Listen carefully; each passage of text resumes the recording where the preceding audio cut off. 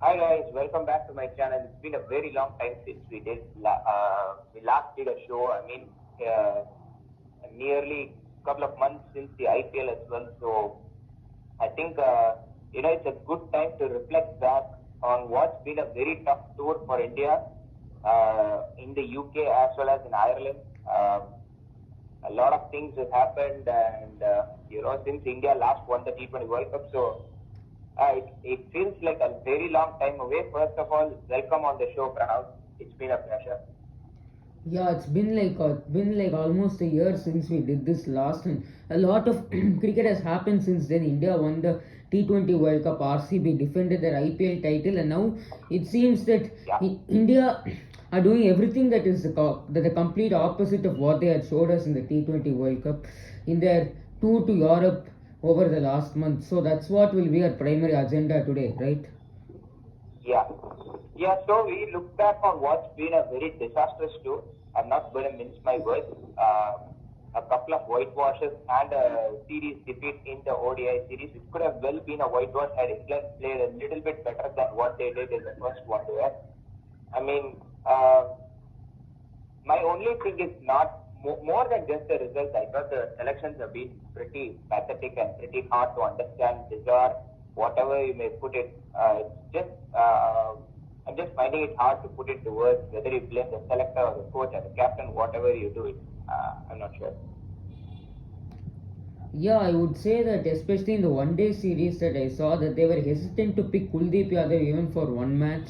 And with Washington Sundar, like it's been going for a very long time, they're unsure of what role they want him to play. And although he had done quite well in the first ODI where he won the match along with Akshar Patel with a 50, it seems like his bowling is being extremely underutilized and his batting is definitely not been consistent enough for him to keep a spot based on that. And they played four pace bowlers yesterday, which really made the tail much longer without Bumrah, which ultimately, despite which they ended up conceding 380 runs.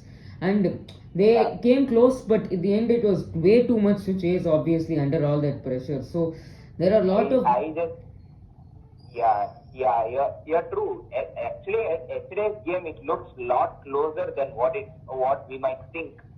But I think you would agree with me that it was well over when it was about 320. When India was about 320 for 4 or 5, I thought the game was over. I just thought that England then just gave a few freebies for us to get to 360, and I think we shouldn't be as sort of over the moon.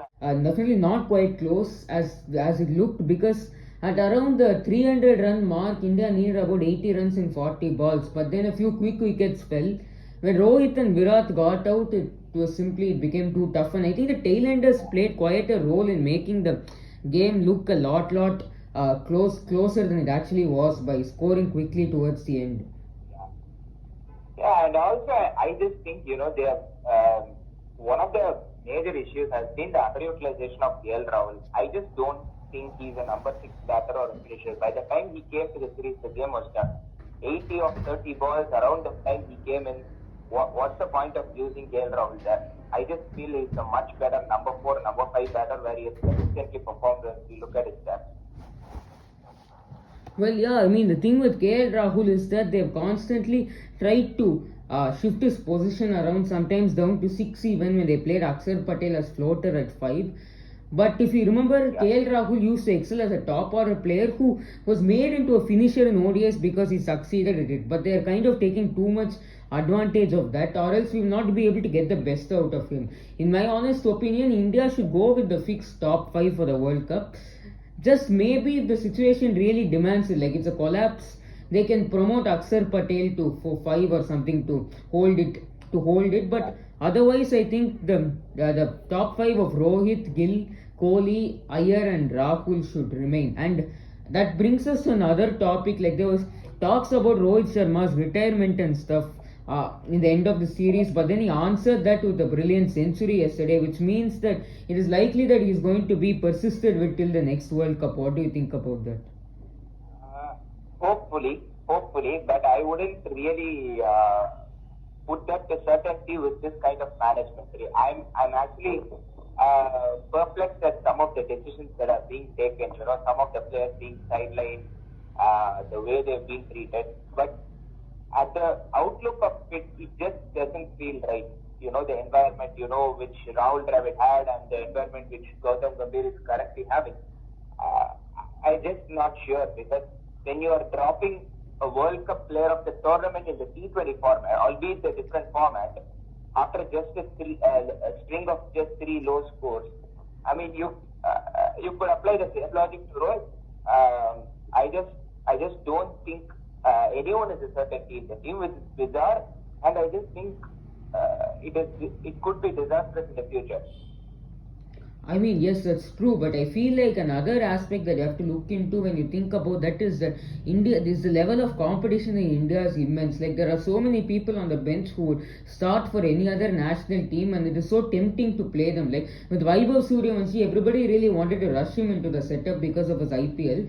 And even though Sanju Samson was the player of the tournament, it was like we have so many strong players and in the team that even if you thought about the other alternatives, it would seem blasphemous. Like, the other alternatives, Abhishek Sharma or Ishan Kishan, before the series were also on equal footing, if not better, than Sanju Samson. And strictly we're talking only about the top 3 players here, since Vaibhav is a top order player. Tilak Verma was kind of a disappointment, but so I think there is a big misconception about the talent in India. I think the talent in India is purely for top order batting, little bit in the middle order, but I don't think there's anything really for the bowlers. I just don't think, because of the rules of the IPL, the grounds being very small, they are just not exposed to those conditions, and then even when the conditions are conducive, our bowlers are struggling. That's the absolute bottom line we've got to accept. Yeah, absolutely, I agree. I mean, even when I was talking about the talent, I was only talking about the batting. Like, bowling wise, I've always said that India is behind a lot of other countries in fast bowling depth, especially because feel like they've been trying to find a second or third good fast bowler for a long time. I feel only Arshdeep Singh has really worked in the last 4 or 5 years when they come to trying new paces. They've tried so many other similar ones from IPL. None of them worked long term. So, like, right now they are trying players like Harshit Rana and Gurnoor Brar, but for South Africa in 2027. But no certainty that they are going to completely work out. That the pace bowling, which partly is also due to the IPL's format now, but I feel even before that sort of it was an issue. In the T20 format, what I did feel though was that Bhuvaneshwar Kumar could have gotten a recall, because considering the shortest format, he could play like one last T20 World Cup before he retires. He had 2 good IPLs, which I feel should have been a strong reasoning for him to come back in the shortest format at least, because not in the ODIs. Look, I think, with regards to Bhuvi and Shami, I think both have to be both a format. I just feel Bhuvi's fitness, people are talking about Bhuvi's fitness, but he has rarely gotten injured, especially in the last 2 years, and he's been playing every league in India. And I think he also played the Vijay Hazare, if I'm not wrong. So, when you have such a kind of performer who can bowl well on flat deck in the IPL, I think you should be having him in the ODI scheme of things as well. Because in ODIs as well, you're not going to bowl him a 10-over spell like in a test where you are really pushing his limits.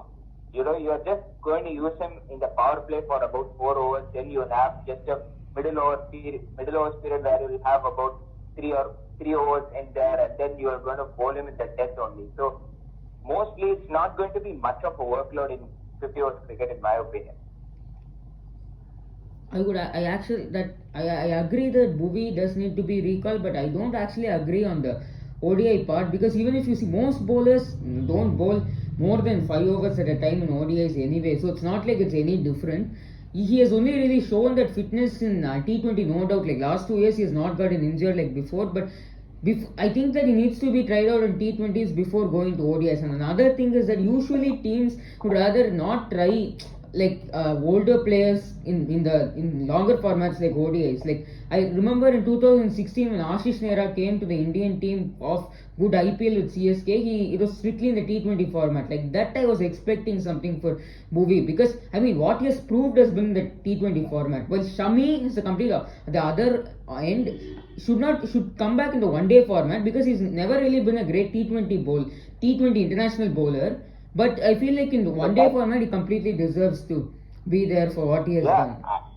look, I think I'm just telling you, if the World Cup wasn't, I mean, in India, then I wouldn't have been voting for both these guys.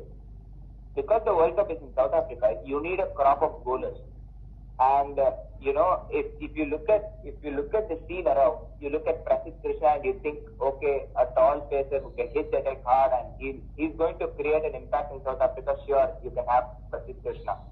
Then what about the others? I think we should be having Siraj as well. Siraj should always be there in my team, and I don't know. I don't know what's the thought process. Have they sidelined Siraj as well? Have they sidelined Kuldeep Yadav? He's a wrist spinner and he's done well in South Africa.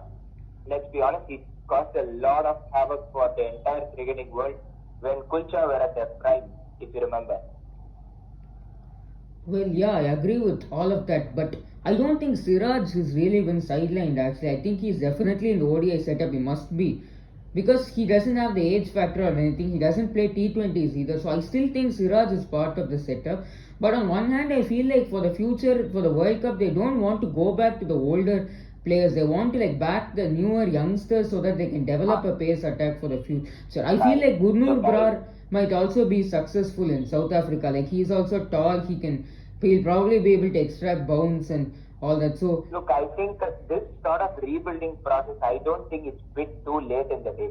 In fact, in my opinion, they should have started this process after the 23 World Cup, and they should have communicated it to the bowlers who are not going to be part of the next World Cup and say, boss, we are looking beyond you. We just want a younger group of bowlers to be developed, and so we are not looking at you. You can take your own call. That sort of communication we need. And that is a real cause of concern, more than just selection or rejection. I just feel the communication has been all over the place, and just if you see Shami's interview recently, he has not been communicated well. He is just saying, I'm ready to play both ODI and Test, but they are not picking me. And the same with Bhuvi. Bhuvi is saying, we hope that the Indian selectors look at me. So I just think, there has been a lot of communication gaps which has eventually accumulated in a sort of a real sort of insecurity within that dressing room. yeah, I agree. The communication is a problem that they should have communicated to the players for sure. But on the other hand, I do think they started the process early after 2023 World Cup. The reason it probably feels like they haven't is because of the extremely scarce amount of ODIs that have been played, because it seems like a dying format. They barely host ODIs now, which makes it very difficult to even test players out. It seems like, except Shami having played in the Champions Trophy, I feel like they've gone with the same setup. I think Harshit Rana has been part of it since that time. Prasidh Krishna too, and Gurnur Brar has recently come in. I think he's the only new entrant into the lineup. So I think they have that in their mind. So, and Kuldeep Yadav too, he's been quite good, but I feel like in South Africa they will need to play more pacers. So a specialist spinner playing there will probably affect the batting depth, since India doesn't have that great of a pace bowling all-rounder outside Hardik Pandya, who on South Africa he shouldn't be the third pacer. Well, the only point of difference here is you have Rohit, you have Gill, you have Kohli, you have Iyer, you have Rahul, you have Hardik, you have Akshar. Beyond this batting, if you need a number 8 to save you, I don't think you deserve it. I think you need proper 4 fast bowlers, proper 3 fast bowlers and a specialist spinner to really do well in South Africa. Because you have a defensive spinner in Akshar Patel and you need an attacking spinner, which could be Kuldeep Yadav or Varun Chakravarti. And if you had followed SA20 or the recent South Africa's pitch, the current trend of South Africa's pitches, they have not been really conducive to fast bowling. Only the Highveld Wanderers and Cape Town or one more ground. I'm not sure. So there are just a couple of grounds which are really conducive to fast bowling, and the others all on the coastal areas. Port Elizabeth, if you take it, or you take you take Paul. Yeah. Everything has favored spinners, and if you look at Paul especially, it's a very large ground, and the spinners really come into the party. Yeah, they played 20 overs of spin in that ground in SA20 last year. Yes, exactly. And also Durban is also becoming a spin-friendly paradise as well. So I don't think South Africa is entirely a pace-dominated area. Yeah, so which is why I feel Kuldeep Yadav will definitely be around in the squad, and they will play him in the 11 as per needs. And also, even though you say that the top 7 is very strong, in many situations on a very good bowling pitch, you will end up coming down to your tail. And if you look at England when they were a successful ODI team, they had such a strong top 7, arguably one of the best of all time, but they still had a strong tail, which really helped them. But for India, if you see, that is kind of why I feel they're backing Harshit Rana, because if they play him as a third pacer, they have the strong number 8, after which they probably don't have to worry. But if we are going... My theory is, if you have a very good bowling lineup, you can restrict a lot of opponents. Even in that first game against England in this one-day series, they were 107 for 6, and then because we didn't have an attacking spinner or an attacking quick, we ended up conceding 258. But a lot of people will eventually tell that Akshar and Washi were the ones who won us with the bat. Well, we could have won it with the ball itself. 150 all out England there and thereabout. Then the top order would have finished the game there.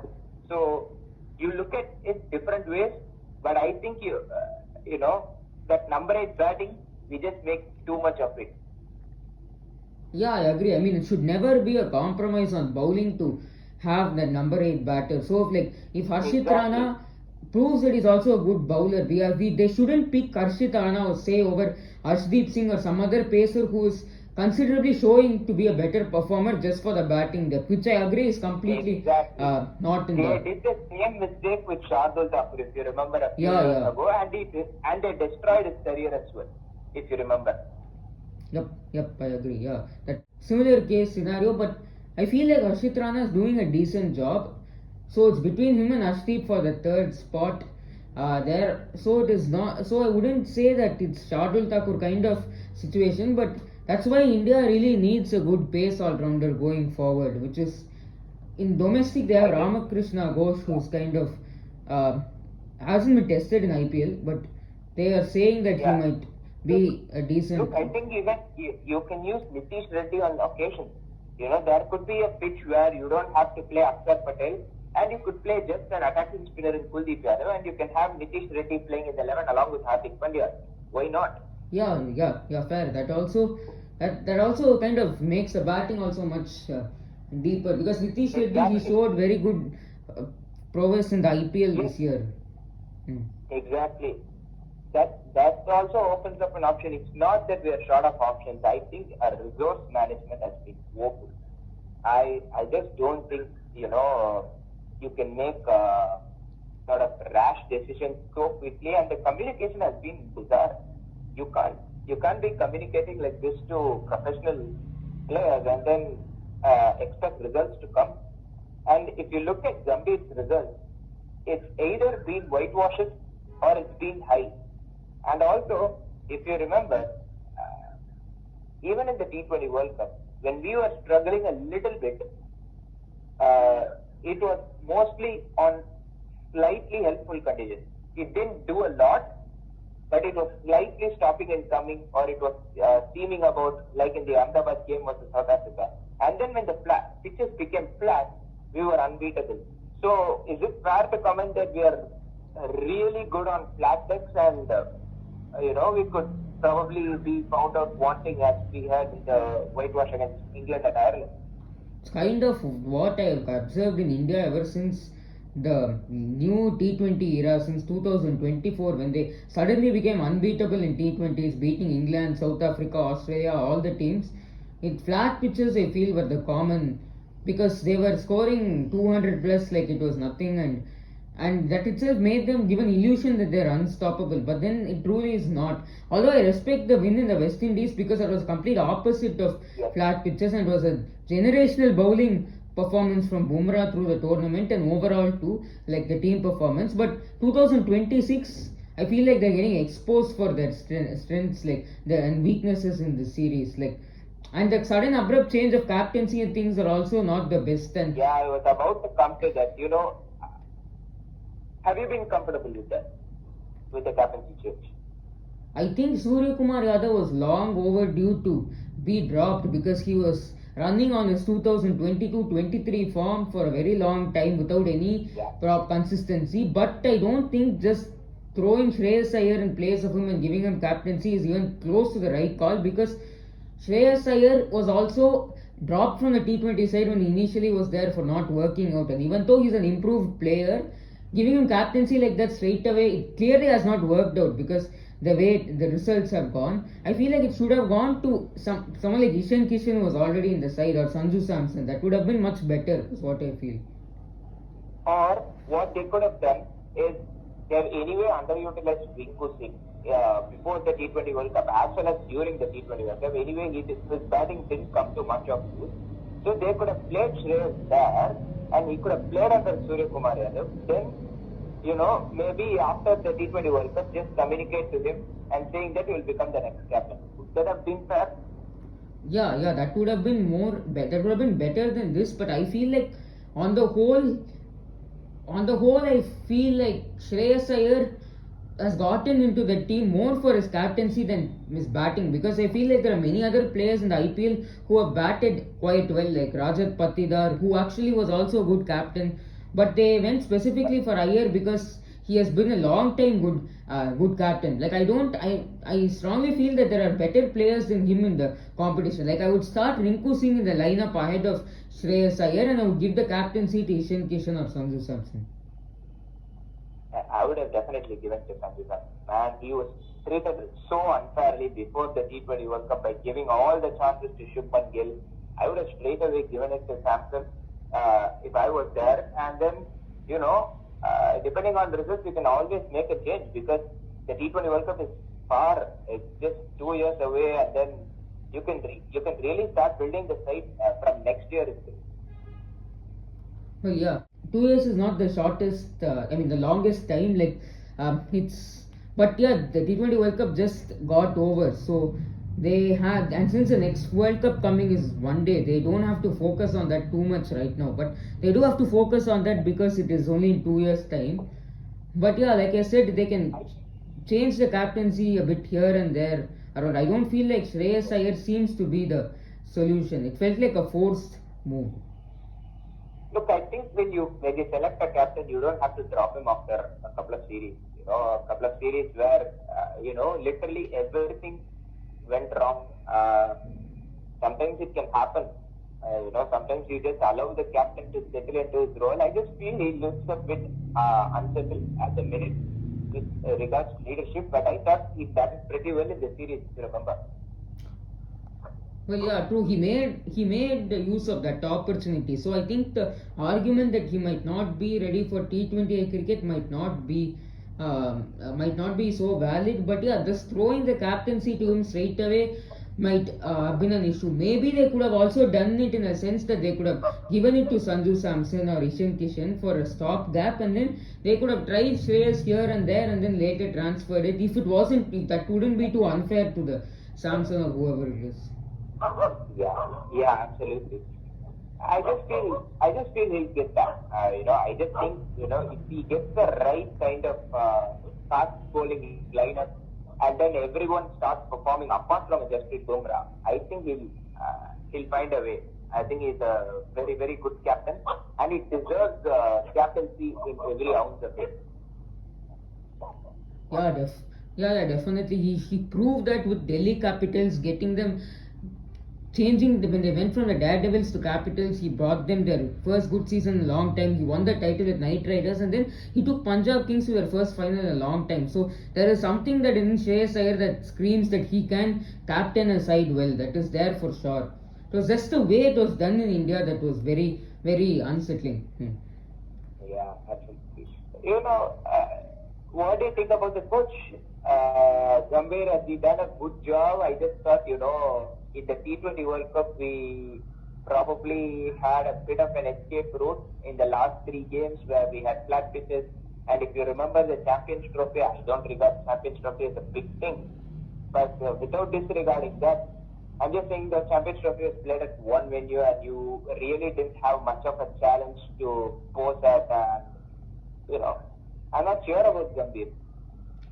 I feel Gambhir has actually done a decent job. I mean, results wise, he has gotten a lot. He has gotten more trophies than many coaches and stuff. So I don't think that is too much of a problem now. I think he's probably can be given the rope till 2027 World Cup and then assist, because changing that now will cause a lot of more unsettling. Look, I'm not going to drop him off. I'm just telling you probably have a change in, probably have split coaching for white ball and red ball. Yeah, that can also work, but I don't exactly. Like India have to find that coach as well now, which I think Gambhir can continue in white ball because red ball has not been so great. But yeah, so they'll have to find that option as well. But yeah, they should find a way to rope in someone. Talking about coaches, why not talk about the next coach for CSK, as a marriage sort of relationship has really come to an end, and it's an emotional parting, which Stephen Fleming had mentioned, when he was leaving CSK. What do you think about it?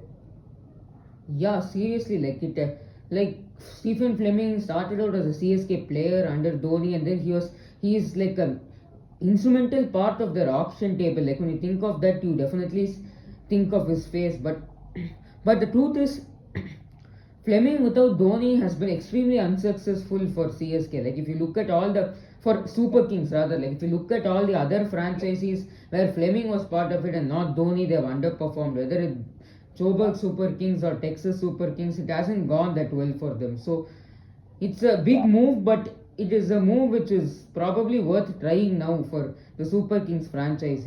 I think it was Kevin Badani who replaced him, right? I don't know. Reports are saying Dhoni is probably consulting with many people out there in UK. He'll be having a close eye on the 100 and then talking with many coaches and then finalizing on the final decision. I'm not sure. Hemang Badani again is a very good coach, no doubt about it. Worth giving him a try. But at least they are progressing forward. It is a very important thing. So. Well, yeah, it is going to be tough to find a very good coach so fast, but yeah, it is a move in the forward direction only. Like nostalgia and all that aside, like Fleming had a good time run with CSK, but now they have to start looking at other options, considering that it didn't work out so well for them in other franchise leagues. So I guess all the best to CSK to find out that coach, whoever they manage to get. Fleming was a good man manager than a good coach. Like a proper strategist, I don't think so. I think probably he's a better man manager. He's good at communication, which has been a bit of an issue with some of the IPL teams. If you look at Mumbai Indians, I think Stephen Fleming could suit Mumbai Indians perfectly. I don't know what you think. Well, I'm not sure if there are any vacancies or he would like to go for another coaching role now, but it would be interesting if he does and then he rivals up against CSK, but his future also I guess is kind of uncertain in that way. But I don't know which team really needs him at the moment. Look, I think his man management skills are a bit underrated than people think. With Emma, if you remember, over the last 6 years, most of the seasons they've had champion teams, and we thought they would make it to the playoffs. And if you look at Mumbai's performance over the last 6 years, ever since they won in 2020, they've just qualified twice. And they've not even been close to qualification in 3 of the 4 unqualified seasons. Yeah, That's true. I would mainly say it was due to the fact that the 2022 mega auction didn't go well, but you have to take note that 2021 also didn't go that well, and they quickly rebuilt the team. I think in 2024 itself, 2 years after the mega auction, it became a champion kind of team again, but they only qualified once after that. Ironically, the one of the 2 years, 2023, was when they had one of the weakest squads in their history. It has been much better after that, but they failed to do it due to a lot You of. look at who was the captain in 23 and who is captaining now. I think there is a management of egos which is very important. It's an underrated issue. If you remember 2018 CSK, so many champion players who had probably been at their tailing years of their career, and the management of egos was crucial. And I'll give 2018 credit to Dhoni as well as more credit to Fleming for actually managing that dressing room so very well. Yeah, that was it. That was a season nobody really thought CSK would make it that far and win because of the daddy army and those kind of things with old players. But yeah, the team chemistry goes a long way actually, because it's not a video game where you're playing with ratings and stuff. It's like an actual team where everybody have relationship with each other, and that plays a big role in how they come. Like the team is more than a sum of its parts. Like Yeah. how actually ends up performing, like that matters a lot, which is why they say cricket isn't won on paper, it's like won on the field. Yeah. And so, who are the other options you think for CSK outside of probably a Hemang Badani? I think of Dravid as an automatic choice, being associated with India Simmons for a long time. Well, I said Hemang Badani because I heard there were some reports that he was going to join. Dravid is a decent choice too, actually. But I don't know. I don't think he was the coach of Rajasthan Royals too before. Yeah, it would probably work out. Yeah. Yeah. And also the connection with Sanju Samson as well. So, Oh a lot yeah. of factors going in favor of Dravid as well. Would you think of Dinesh Karthik? I know he won't come, but if you can negotiate terms with him, giving him a position of head coach rather than being an assistant coach over in RCB, would you try that? Actually, Dinesh Karthik always said that he wanted to represent CSK for a long time but never got to. So maybe there is a chance. But I also think that since he's into commentary and all that, might be kind of difficult because he has a lot of stuff going on, and he has developed a loyalty with RCB too. But there is a chance, since he has always wanted express his feeling to represent CSK Yeah. as a player, so to be as a coach. Yeah, it's a gamble worth trying. And Jonathan Trott, what do you think about him? Recently relinquished his Afghanistan job. What about him? Adam Wojcik has won a few titles apparently in Australia's domestic competition. Oh yeah, Adam Wojcik is a Perth Scorchers like successful coach. So, but there I feel like Yeah. again a lot of team chemistry, Western Australia chemistry played a lot of role. So I don't exactly know how successful that will turn out for a very different team. With Trot, he worked for Afghanistan, so I think he has the experience of working with a different country and set of players and everything. But again, foreign coaches and everything, it's kind of a different thing. So we never know. Yeah. We have to like wait until we see what CSK go with, and then we'll be able to assess how that will be. Yeah, 100%.